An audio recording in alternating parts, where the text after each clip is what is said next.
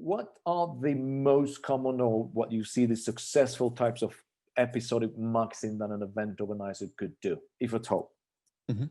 Okay, so there's a lot of stuff that could be done. One of our favorite examples that we see is, and it's very, very smart, right? It's actually leveraging the opportunity of creating shows as something that you can actually sell to sponsors, right?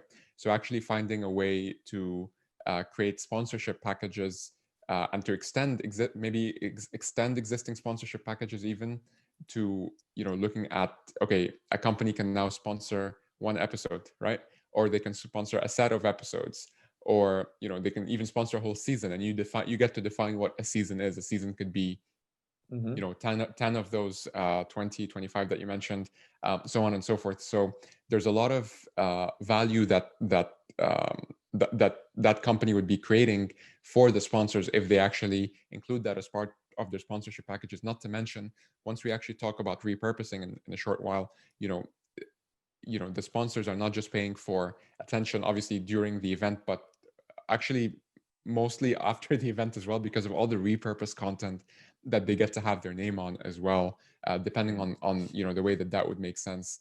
But that's definitely something that we found, um, you know, a great way to be value adding to the sponsors that are involved, if that makes sense. Yeah, I just really wanted to highlight on that so that we can kind of move on and kind of with the framework. So to be clear to all the audience and to whoever is going to be watching this, so episodic marketing is great for pre-event promotion, but it's absolutely brilliant for post-event promotion, right?